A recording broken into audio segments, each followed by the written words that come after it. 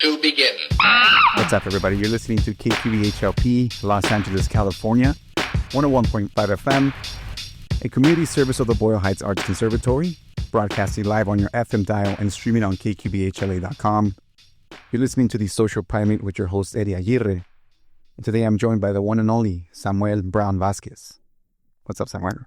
Hey, how you doing? What's up, man? Thank you so much for making the time to come out here. We're just briefly discussing this movement that you've been leading over the last, since 2020, 2021 maybe? Mm-hmm. And that's the Avocado Heights Vaqueras, right? Mm-hmm. Tell me a little bit about that. The Avocado Heights Vaqueras and Vaqueros in defense of land, air, and water was a community-based organization that started off as an informal collective. And it's had, evolutions over time, and it's changed.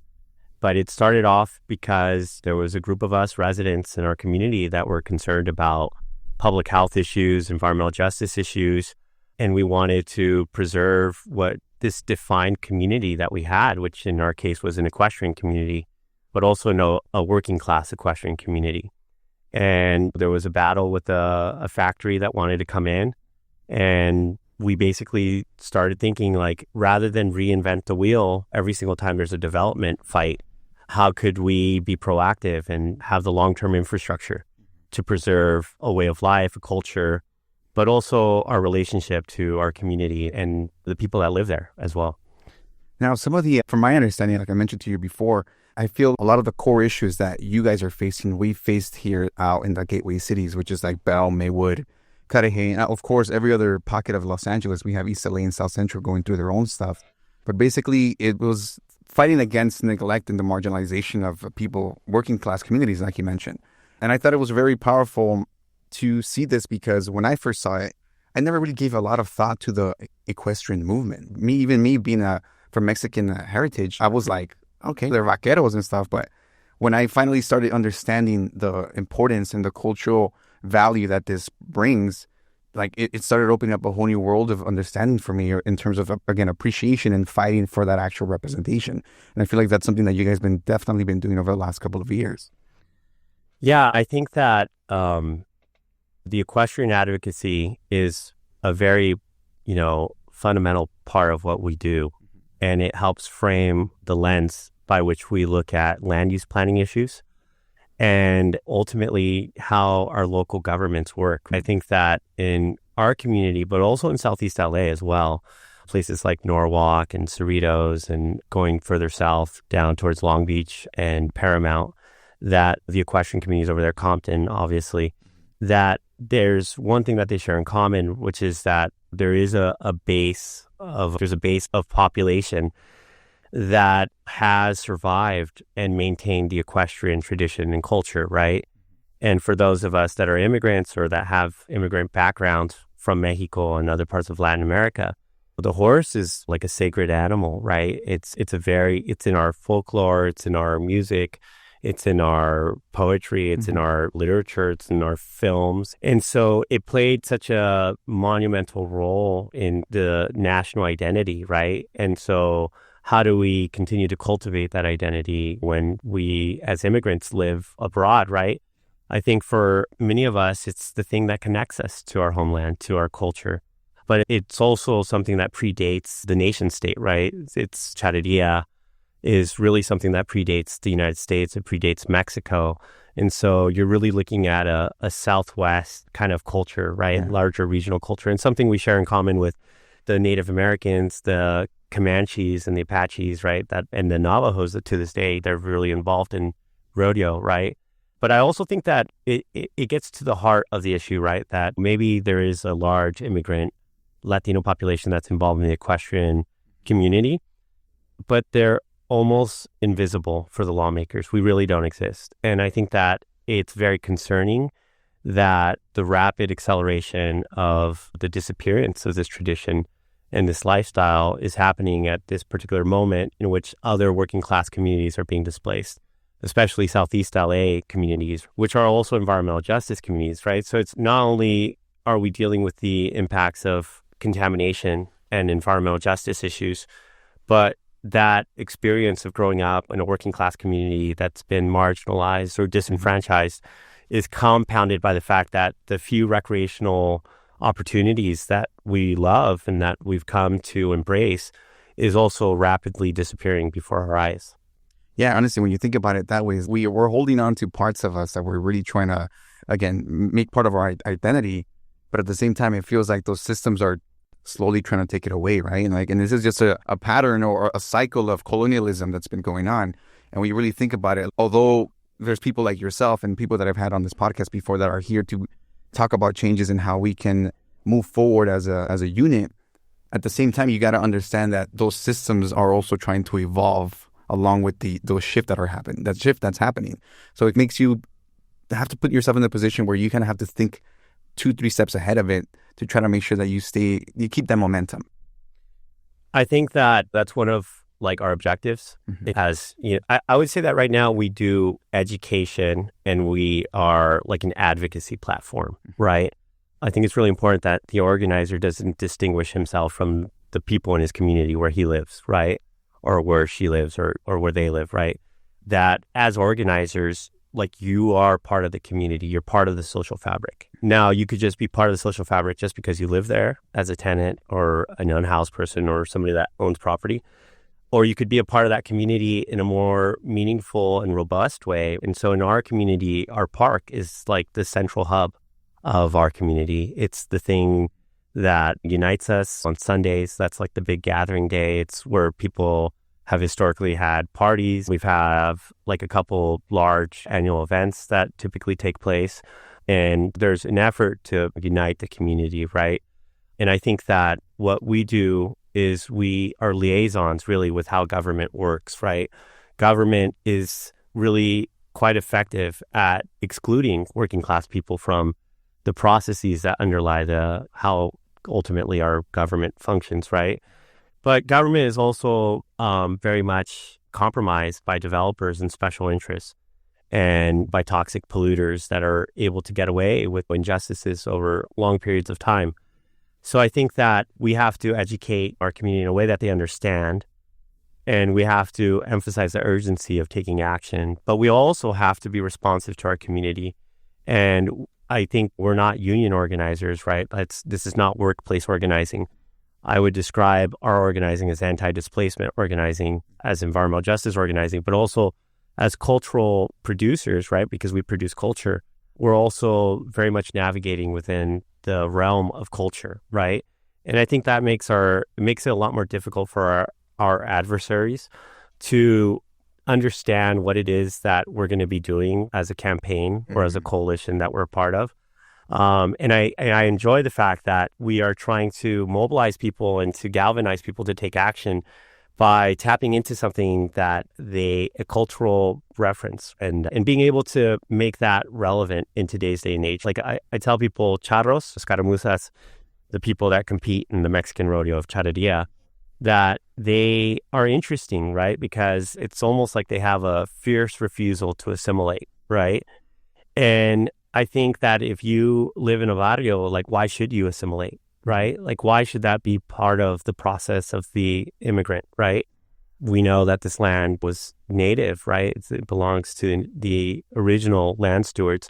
And I think that I see what we do as continuing the pattern of land stewardship, but also being connected to agriculture, right? I don't classify or characterize our work as so much as equestrian advocacy, but really as agricultural advocacy. And one of the ways that our government exerts control over us is by keeping us disconnected from our food and the ways that we produce food. And food sovereignty in a food desert, right, which is where we live, it becomes more important. But also with climate change, we do have to have a way to teach the youth and the next generations about how we used to make cheese from goat milk and how we get the eggs from our chickens, and how, like, us riding the horses, like, that's a part of the agricultural experience, right? Mm-hmm. And I like how you mentioned this as well, because if you take a look at it, step back a bit, all this is a form of resistance as well. Like you said, it's against the assimilation of just trying to fit into this narrative that we've been placed into. And at the same time, like, you mentioned earlier about trying to get the community together. A lot of these individuals, a lot of the time, they've never been around any sort of activism or anything that allows them to really express what they feel about their environment. So when you put these two together and you are allowed to bring people to join in with stuff that they grew up in, stuff that's been a tradition for so long, you start opening up windows. You start getting those people actually involved. And I think that's when you start building that, again, a coalition of individuals who are ready and willing to be able to stand up for their communities. Yeah, if you look at the patterns of immigration, right, these small communities, these small pueblos or ranchos will reestablish themselves in the north, right? Yeah. In places like Chicago and places like LA. So it's clear that we have those patterns, right? But I think what makes Avocado Heights unique is that at one point in time, we had 4 Lienzos Charros, right? Which is the Mexican rodeo arena, right? Where the events are being held, right? And so like young people growing up in Avocado Heights, like they didn't want to be baseball stars or football stars. They wanted to be charros and escaramuzas, right?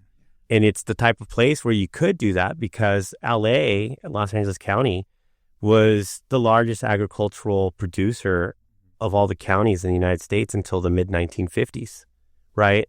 It wasn't that long ago that agriculture was the fabric of our community, right? And I think in terms of the equestrian advocacy, the San Gabriel River, which is one of our most important watersheds in Southern California, it's a lifeline for 2 million people where 80% of us get our drinking water from the San Gabriel River.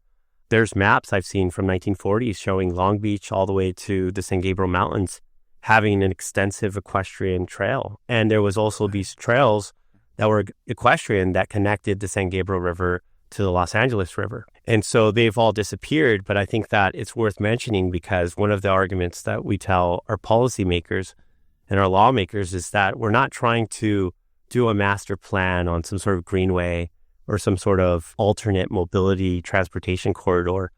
We really just want to restore the one that already existed. And there is a historical amnesia. A lot of people have forgotten that before the onset of the vehicles, that horses was a viable mode of transportation. And one that also provides a multitude of benefits, right? Mental health benefits, equine-assisted therapy is increasingly a therapy choice for young folks in that can relate to it as a culturally relevant practice, whether formally or informally. I know that in certain jails that they are using like the experience of training horses as a reentry program or a therapy program for inmates. I know that's true in Chowchilla, and I know that in Sacramento as well. So it's also a microeconomy, right? In my community, we still have blacksmiths, los herreros. We still have the people that milk the goats and milk the cows. And we have itinerant workers, people that are underhoused that clean the stalls and that they help feed the animals, right? And it's a place where maybe somebody that can't hold a regular 9-to-5 could find employment. And we don't have a lot of homeless people in Avocado Heights because, you know, a lot of them are living on the ranches that we have. Damn, that's very interesting. That's a lot of stuff that I wasn't completely aware of. And this is where I'm trying to get to that. This is a reality that a lot of us, like you said, because of this amnesia, right? Like we forget that these systems already existed and that they continue to exist outside of just the city that we live in. Like I remember when I was a little kid, I used to go to Compton. My parents used to take me to these like random houses that have tables set up and they were making carnitas, tacos and stuff. And they had the horses and it was basically like a small farm, like a small little rancho. And I never thought about once, like, why is there horses here? I'll see Compton. There's I want to say they call the Compton Cowboys, something like that. Yeah, the Richland Farms. Yeah. And I saw that going down the riverbed once near that area. I was like, what? This is crazy. This culture is thriving here. I want to know, though, down this path that you started off in 2020, like, what led you to this decision? What made you wake up and say, we need to step into what's going on and really be a voice for these people? And, like, how did that begin for you? For myself personally, like I didn't grow up with horses. My mom is from Michoacan. She's from the Sierra and in the area known as Tierra Caliente. And she grew up in a agricultural community where there was no schools, there was no clinics, there was no government really. What you did have was like families that were powerful, right? That owned a lot of land and that they basically, in the absence of government, these families, like Somalia, you have like warlords, right? Like just people that are very powerful. And my family lived and they were like pretty poor, but they grew their own food, right? And so every day they were connected to the earth and connected to the land out there in Michoacan. And I think that When they came to the United States, they faced a lot of different hurdles, right? But for myself, growing up as a child of immigrants, right, or immigrant background, I think that there was a desire to learn about the homeland, the culture over there. And I did feel disconnected from the experiences because I didn't grow up in El Rancho, right? But I think that we've been able to perpetuate a lot of that life through our immigrant communities and through the networks that we have. And we've actually sustained a lot of those traditions. I know people that like live in apartment complexes and they're still growing herbs and they're still using those herbs. I remember my mom used to use ruda as like a plant, and she would, when I had an ear infection, she would put it in my ear when, I guess she would boil it in alcohol or something like that. Right? Yeah, the classic remedies. Yeah, we would drink a latte de limon, right? Just a lot of different things, right? And that knowledge is a part of our community. And I don't think we ever start from the framework that like we're teaching our community anything. I think that the first step in my self-organizing was to acknowledge that our community already possesses the talent and the skills and the knowledge and the skill set, right, for sustainability and for being sovereign to a certain extent. But that oftentimes we don't have an effective way to transfer that knowledge down to the younger generation. And I think that I boarded horses in Avocado Heights starting in 2010, 2011, after I graduated from college. And I had gone up to the Bay Area. And so a lot of where I learned about this culture and about the rancho was with my cousins in Fresno. And I would go there because my grandma was living there. And for a period of time, my grandma lived on a sort of ranch out there. And it wasn't expensive to live on a ranch, right? I think that a lot of people call these hobby farms, right? And I think that we have to get away from that notion of this being a hobby farm. This is a way for us to connect with a particular way of living that sustained our families and our communities for centuries. And I think that it's a way of like actually bringing education to our youth, a different type of education, and bringing mental health benefits as well. And I would spend a lot of time in Fresno, and I learned a lot from a lot of my cousins, including many that are undocumented, right? And it just felt powerful because I was in the university at the time, right? But my real education was during those weekend trips where I would spend time with my family. And I learned a lot about Michoacan and our culture by spending time with my family there. And then they started getting horses, and we were part of the jaripeo circuit out there. And a lot of my cousins would put the different like piping, the sort of relos that they use for the bull riding and stuff like that. They would go to the little towns like Cutley or Pixley and Orosi, and they would like set up the jaripeo thing. And I got to listen to the music, and I wasn't good at bull riding, and I saw a lot of my cousins eat shit, or just get injured. And so I preferred to ride horses. That was like the thing that I gravitated towards. And so when I came back down to Avocado Heights, I boarded a horse at a ranch, right? I boarded a horse. And a lot of people think it's this bougie thing, but at the time it was $250 a month. And it's gone up a little bit, but it's still relatively affordable. It's still cheaper than a car payment. It's just cheaper than a car payment. Yeah. So a lot of the people that you see that ride in my community are people that they have a job probably in the building trades, or they own their little business. And they could have two cars, right? It's not uncommon in LA to see people with two cars, or a car for the family, or a truck, right? And instead of having that second car, they have a horse because it's that important for them to keep that culture going. It's an investment in time as well, but it's something that it's cyclical, right? You have to always go back and clean your horse stalls. You have to feed your horses in some cases, and it restores you when you're grinding all week in manual labor or even intellectual labor. Yeah, definitely something like that. It's going to connect you regardless. And so I think for my experience, I got into horses as a way to get away from organizing. I did a lot of college organizing, and I did environmental justice stuff when I was in the Bay Area. But I got burnt out, like a lot of people would get burnt out. And I had a stressful job. I was working at a law office, and I was like an assistant to a lawyer. And we were doing these really high profile cases, and they were really intense. And I think that I had a lot of stress, and I was like, I can't do any organizing independent of my job. Although I did get roped into organizing because I was living in Boyle Heights in East LA, and we were fighting the Exide issue as well. I think that ultimately the decision to become a community organizer is premised on the fact that we don't have the luxury to sit out the fight. But when I finally was able to move into Avocado Heights in a house I realized that the thing that I love about my community, the zoning, the agricultural zoning, the equestrian zoning, the thing that makes the community unique is also the thing that's always constantly at risk, because people outside of our community want to impose a particular policy decision on us.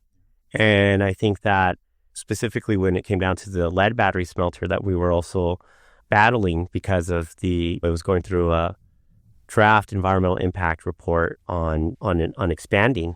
My sister's a cancer survivor. We were concerned. We said, who's going to bat for our community, right? The government agency, the DTSE, has told us that if you live within 1.6 miles of the lead battery smelter, you have an elevated risk of being exposed to carcinogens. And that's a fact, right?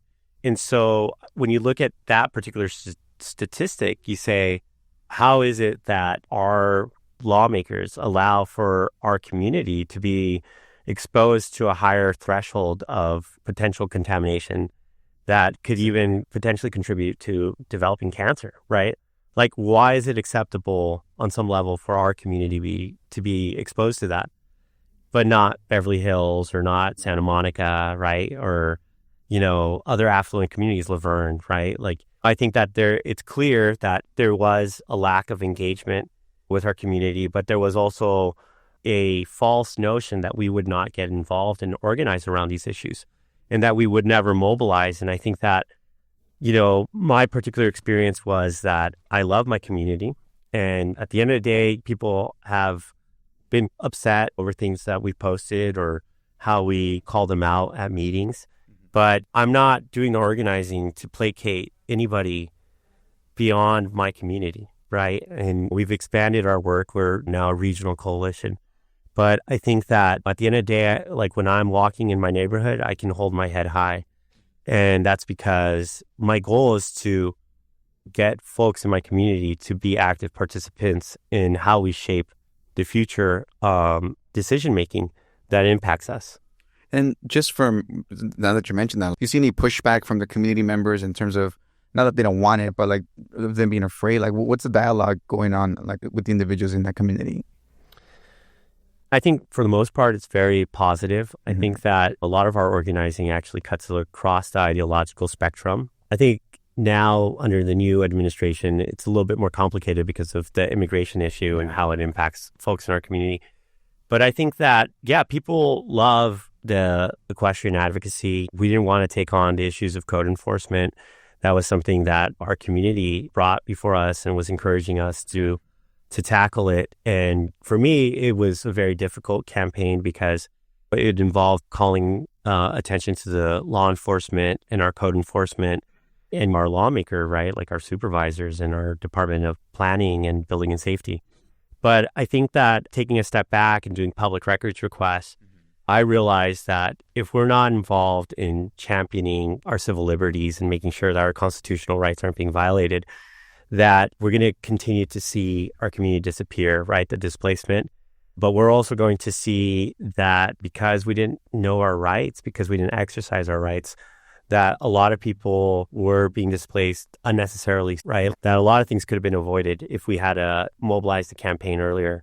But I think that at the end of the day, the community wanted us to take that issue on, and we did. And we've, basically stalled code enforcement for a year and a half now, 2 years. But it was a great source of anxiety.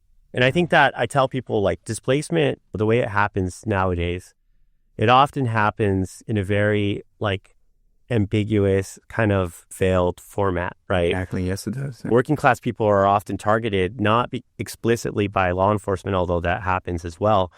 I think that working class communities of color are often targeted by something as trivial as code enforcement. When they get a letter in the mail and they didn't respond on time, and there's like a fine that's attached to it. And if you look at code enforcement and you study exactly what it is, it's like a tax against poor people. But it's also the government, our county has all the money in the world to support our working class communities to comply with code enforcement. And we see them do it all the time for developers trying to get ADUs or trying to change the zoning and get a variance to put a high density, unaffordable development project in a working class barrio. We see our planning department bend over backwards and really do everything for developers but they don't extend that same courtesy to us. And they never fully fought and advocated the way they should have when we have a higher exposure to contamination and to pollution. Yeah, just to bring it back to here, Southeast LA, for me, you mentioned Excite earlier. So you seen that happen, right? Because you were in Boyle Heights and you saw this Excite stuff going on. When you moved, I think you said you moved to Avocado Heights, you faced something similar with, I believe, is Kemetco, right? So were you moving from this place, seeing that we were affected by the Excite and going there, what did that do to you? Is that something that kind of just fired you up again to saying that this is the same issue, just under a different mask? I think that a lot of our working class communities do share that in common, that we live adjacent to industrial corridors, to what I call the logistics corridor, right? We have the port of Long Beach and the port of San Pedro, and you have commodities that are coming in on those ports, being unloaded, going to the rail yards, and you have impacted communities like our southeast communities, Huntington Parks, Cudahy, Maywood, Vernon, Bell Gardens, Boyle Heights, East LA. So you have the transportation of those commodities, but you have the former industrial manufacturing belt as well. And then you have warehouses that house the commodities and then ship them out. And you have places like Santa Fe Springs and Norwalk, and then you get to Whittier, and you get to North Whittier, and you get to City of Industry, which is where we live in Irwindale. And then it goes east, right, to like the Inland Empire, and you have places like Jurupa Valley, which is ground zero right now for the warehouses.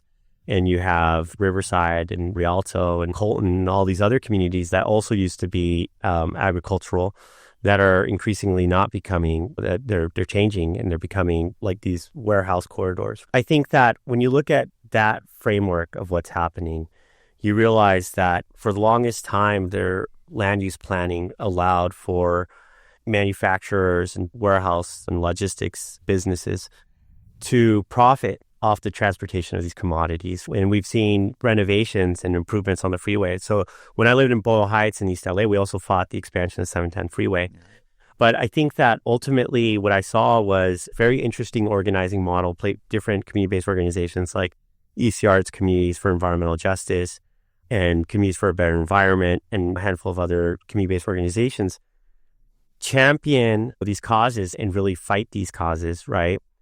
And when I moved to Avocado Heights and we were made aware of Kemetco and the AQMD process that they were going through on the draft EIR to expand the amount of lead that they process at the facility, it just made me realize that it's the same issues, that we're dealing with, right? Which is our lawmakers have excluded us from participating in the decision-making process.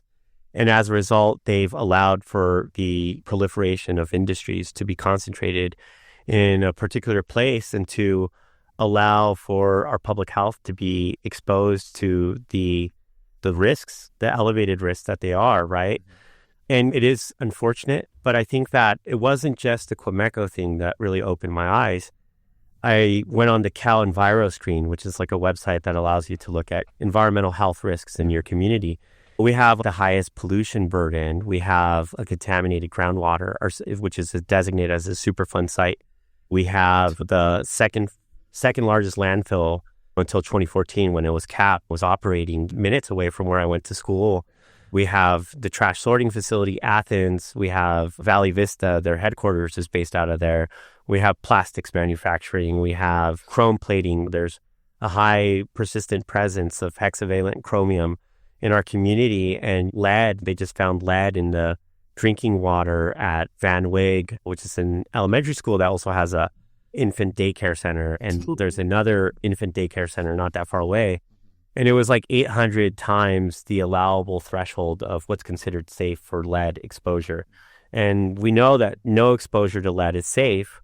And we know that especially amongst infants and babies, it's like the highest, that's the most vulnerable population. And you start thinking about criminal justice. I used to work in criminal justice. Our community is being targeted by law enforcement, supposedly because we commit crime at a higher rate. But nobody ever stops to think about whether some of the behavioral developmental issues that young people in our community face might be due to environmental exposure. And these are important questions. And what you end up learning is that we have rules in place but they're often not enforced. And if I was to drink alcohol and drive and I got pulled over, I can guarantee you that I would end up in jail and I would be booked and processed. But when a toxic polluter increases the threat of the exposure to carcinogens and has to send out a mailer to like 10, 14,000 people, right, because of arsenic that they emitted, where's the accountability and the enforcement mechanism there? And is any fines that they ultimately end up paying, is that just the cost of doing business, right? At what point does a crime from a toxic polluter constitute not just a civil infraction that has to be resolved through a fine, but at what point does it constitute a crime, right? And so that's what ultimately happened in Exide, was that the facility was going to be, the owners of the facility, the people that ran it, were going to be prosecuted criminally, and unless they closed because they weren't able to demonstrate that they were going to operate without putting a dangerous level of lead and other contaminants into the surrounding community. Yeah, I had mentioned to you a little bit before the show that that was my wake-up call back in 2013, 2014, when I got a letter mailed to me about my son saying that he should check his lead levels because we were living in the city of Maywood. Obviously, to me as a parent, that was like, wait, what? Like that set my trajectory into where I am now because of that injustice, because I started realizing that it wasn't just that specific event, that it was just, isolated. It was a continuous thing. And a couple of years later after that, we had the Delta airplane just go over Southeast LA, Cudahy, and Southgate, dumping jet fuel on everybody. And I think I was actually on the website on the one that you mentioned right now, the Cal Enviro screen. And similar to Avocado Heights, that specific general area consistently scores 90% on that. So it's, come on, we're in the hot zone right now. And I think it's unfair that these lawmakers, the people who are in charge of this, continues to see these communities as just a playground. And it sucks more because a lot of the people that I see in my communities, they all want the best for their families. And there's nowhere else you can go. You can't escape this. So what does it do? It's affecting generations. It's frustrating because you feel a little powerless. But I think when you're able to find individuals from different regions of the city, Southern California, you start seeing that these pockets are building up, and we have to figure out a way to figure out what that missing pieces to try to bring everybody together, unify them under something. And I don't know what that looks like. I think that what we do is we organize within the sphere of culture, right? Because I having done environmental justice organizing, I think it's incredibly difficult, right? The first part is getting people to be aware of the potential exposure that they're dealing with, right? And that's really difficult because you're making people aware of the fact that they're victims, right, of environmental injustice. Yeah. And it's hard for people to be mobilized and to be galvanized to do something when they start from a position that they are victims, right? Mm-hmm. One of the things that's worth pointing out in our community is that I suspect one of the reasons why we have an equestrian community is because when City of Industry became a city in 1957, that when City of Industry is like Vernon, it's like City of Commerce, right? It's one of these mafia cities, right? It's got 3,000 warehouses. It's 14 miles long, 2 miles wide, 11 freeway exits, and it's got population 300. It's also the richest city in the San Gabriel Valley, which is a region that's 2 million people, right? So the next richest city is Pasadena. So it's sitting on $1 billion in reserves, right? And it's benefiting from all the commercial tax revenue that they get from the manufacturing and warehouses located within their city. So when they became a city, that changed Avocado Heights and our community, Bassett, right? It changed it overnight.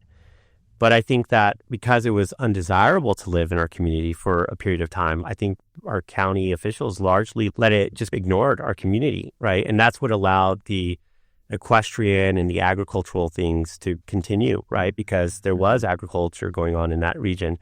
But I also think specifically we had another activist before us, Alice Sweeney, who was able to work with a lot of the Latino equestrians across racial lines and to start putting forth a positive vision. She got the equestrian arena built in our community, and she wanted to create the equestrian district so she could fight against oil drilling that was happening in the Puente Hills, right? So there is a precedent for the type of work that we're doing. We're just expanding it. And I think that we're expanding it by making it accessible and getting other people to organize. Because at the end of the day, it's not about us taking on all these fights. It's about showing people that they have a pathway to be able to address the environmental injustice issues. But they have to do that by taking on campaigns that are concrete and that are achievable, right? In addition to being an environmental justice community, we also lack parks, right? And we have, a very low percentage of trees in our community. We have one of the lowest tree canopies in all of Los Angeles County. Avocado Heights? Like more specifically Bassett and West Puente Valley, but Avocado Heights is a part of that. And so yes, we do have a park scarcity and Baldwin Park as well, that general area. And I think that when you start looking at displacement or these developers that want to build unaffordable condos that are going to contribute to displacement, you also take into consideration the fact that they want to displace communities that have been living there historically that really had no cultural amenities, right? Like when I lived in East LA and Boyle Heights, that was one of the things that I was drawn to, was that we did have some nonprofits and we did have pretty robust parks, recreation programs, or even like places like Casa de la Raza, right, in Lincoln Heights, which teaches folklorico, self-help graphics, right? These are great sort of cultural institutions. You could learn how to do mariachi if you wanted to, or danza azteca. But in our area, the East San Gabriel Valley, we don't have any of that. And we've seen in the last couple of years that our Little League, they shut down our Little League. They closed the school and turned it into condos that used to be the AYSO. There was another school that they closed and turning into condos for the richest developer in the United States, Lennar Homes. That used to be softball for the young girls in our community. And there was an adult soccer league that a lot of immigrants used to play in. So they're eliminating our recreational spaces, our commons, right? It's disappearing. And simultaneously, as they're eliminating that, they're trying to displace us, right? And we don't even have parks. We don't even have community centers. We have one library in Bassett. And if you try to reserve a room there, you have to have $1 million insurance. You have to have a nonprofit, right? And so this whole time that they were pumping trash into our landfill, the trash company, they had to pay $1 for every ton of trash. And so there's a fund out there that has millions of dollars that could build parks in our community, that could improve our equestrian trails, that could expand the equestrian community, the zoning that we have, that could bring agricultural education to our community to support our microeconomy. But that money is not being used for that. It's being used as a discretionary slush fund by our supervisor, right? And it's upsetting. It's upsetting because we have to fight so hard to be able to have a voice. And statewide, the laws are getting worse, right? This whole concept of YIMBYs, yes, in my backyard, people saying that the problem to the scarcity of housing or the lack of affordable housing is due to the fact that we just lack a housing supply. And the reality is that's not true. We have 1 million units that are vacant in the entire state of California, right? And so if we just continue to build condos, which is like the main thing that gets built, right? The market's already super high. And so if we're building in every development project, 90% at market rate and 10% are affordable, then that's not affordable housing, right? That's actually extremely unaffordable housing. And that's going to have an impact on the price of housing. And we also don't have a statewide rent stabilization ordinance. We don't have tenants' right to legal counsel. There's so many other things that we could do to prevent displacement. But what we've done is we've given a blank check to developers. And so developers are the partners for our lawmakers in building quote unquote affordable housing. And because our politicians rely on them so much, it means that unfortunately, they're not pursuing public housing or social housing, right? Community land trust is one way that you could also try to do permanently affordable housing, right? And increasingly, that's something that we're looking into for preserving our boarding facilities and our agricultural spaces, because we don't have access to capital to purchase land to then turn it into a community center, right? We need to look at alternate ways to try to be able to do that and to do conservation, right? Because at the end of the day, we also want to protect the biological diversity that we have. We are a hotspot. We're along the San Gabriel River, and we're near the Puente Hills, which connects to the Chino Hills. And my big vision in terms of our advocacy is to create the most robust, conservation greenway in the United States, which is from the mountains, the San Gabriel Mountains, all the way to Long Beach. And we had it at one point in time, but the encroachment from developers is happening left and right. And if by advancing a positive vision of what we want, like right now, the Florence Flanner campaign to build a park in Bassett Unified School District on this open space, 4.5 acres of open space, by being able to tell people, look, we're not just trying to correct the historical injustice. We want to advance a positive vision for our community, but one that takes into consideration our right to recreation, our right to quality of life issues that impact us because we've historically been here, right? And before us was the First Nations communities, right? The Gabrieleño, Tongva, Quiche, right? And others, right? And so we have to recognize that they were land stewards and still are land stewards, and we are land stewards. And that's something that our communities in Mexico and the ranchos in the, like my family didn't have a horse in Mexico, right? We had a mula or a burro, right? And for me, riding a horse is tapping into that knowledge, and that's that lifestyle to continue fighting for what they were fighting for, which is land. Now, is our way of getting out of this, is it getting people involved in these, systems to make change within? I mean, I know that's an argument a lot of people say, like, hey, well, I can change the system from the inside. But when you really think about it, when there is individuals trying to make change or shift for policy changes that are going to benefit the community, they're usually faced with a lot of pushback from developers or people who have the funds to be able to do this. Now, how do we move past that? Like, because at some point it becomes intimidation, right? To try to keep people away from these positions where they can create change. Like, what do we have in our arsenal of things to do for that? I think one of the things that we've been looking at is climate change is a reality. It's here and it's threatening the future of our capacity to survive, right? So we have laws that are like the California Environmental Quality Act, CEQA, that was meant to protect us, right? We're supposed to do environmental assessments when a development project is being proposed, but almost universally, every single development fight, a specific fight against a developer is not a winning strategy because it takes years and they just have so much more money. But I think that what we're seeing is that just like we are concerned about displacement, we're linking up regionally and across Southern California, consolidating our base. We're looking at the Central Valley and Northern California to make inroads there. We have to go to Sacramento. We have to expose these sellout politicians that are advancing the policies of developers, right? We have to understand the policy frameworks to make better arguments. We have to really advance a common sense political landscape. I'm not a big fan of electoral politics. I think it's very time consuming and it's very energy intensive. But we have to take the fight. Instead of us reacting to these development projects, we have to be proactive and we have to take the fight to this sphere in which, people least expect us to participate. And that includes electoral politics. Whether we are successful or not, I think that any community-based organization should have that as part of their arsenal.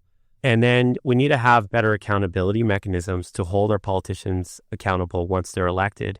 We're already seeing people in the city of LA that appear to be walking back their progressive credentials. And so the question is inevitably what is it about once you get elected that you start selling out? And I think that's where we need to educate our lawmakers too on their rights as well, because I think that oftentimes they're being, told, oh, somebody's going to sue you. But we have to tell them the people that voted for you are people, right? So a developer, for all intents and purposes, is not a member of your community, right? And they're not going to be impacted in the same way that we are, right? Exactly. So I think we also need to be better about the narrative storytelling of our community. Los Angeles was the largest agricultural producer until the 1950s, right? Who decided at some point that it will no longer ever be an agricultural region? As far-fetched as it sounds, I think that, if we are looking at the realities of climate change and the fact that we might not be relying on fossil fuels in the future, then why not increase greenway corridors that increase alternate transportation routes, not just bicycles, which in some cases, unfortunately, are harbingers of gentrification, but why not horses, right? It's far more sustainable than electric vehicles, right? And it's also like requires a little bit of like fitness, and it requires us to unplug from our phones, right? And it requires us to connect with our culture, right? And so I think that the thing that we share in common with other impacted communities is that we have low levels of civic engagement, civic participation, and we've been largely unable to crack land use planning, right? The reason I'm contaminated is because we weren't participating in those meetings with the regulatory agencies. But it's also the same reason that we don't have parks. And it's also the same reason why our equestrian zone is shrinking, and why our lawmakers keep rezoning us to make it more favorable for developers. I think by recognizing that we are a part of the decision-making process and advancing a sort of bottom-up participatory political structure and increasing the number of organizers that we have, and by using culture as a framework to inspire people to embrace organizing, I think that there is a pathway. One of the very interesting things that I saw over the last week was I was doing some film or recording some videos for the student protests that happened last week. And I was around a bunch of high school students just watching them just do their thing.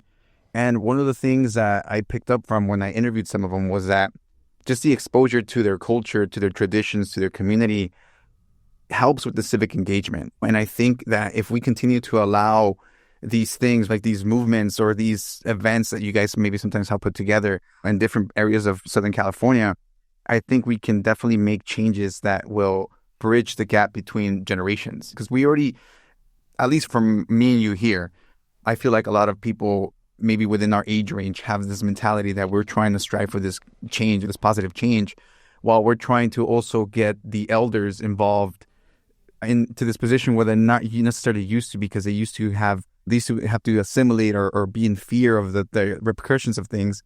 And now we have the youth that is like on social media all the time, so everything's jumbled up. So we're trying to figure out a way to, again, build a bridge where we can help everybody come together and see how we all benefit from each other at the same time. Yeah, I think the reason I fight so hard for my equestrian community is because, as I mentioned earlier, we don't have community centers. We don't have music education that's readily available. We don't have therapy that's readily available. We don't have affordable fitness centers, right?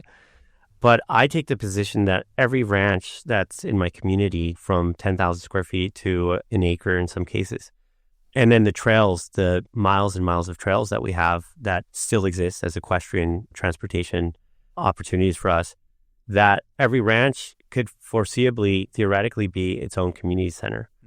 But we don't have the investment from our policymakers to support that organic intergenerational transfer of knowledge.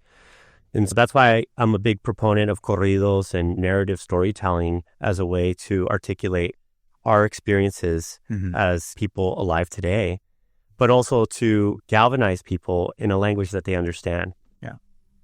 Dude, thank you so much for making this happen, Samuel. I keep saying Samuel. Do you prefer Samuel or Samuel? No, Samuel. Samuel, Yeah. Thank you so much for making the time. For people who want to have more information about what you do or what you guys are doing, where can people find you? They can follow our Instagram at Avocado Heights Vaqueros.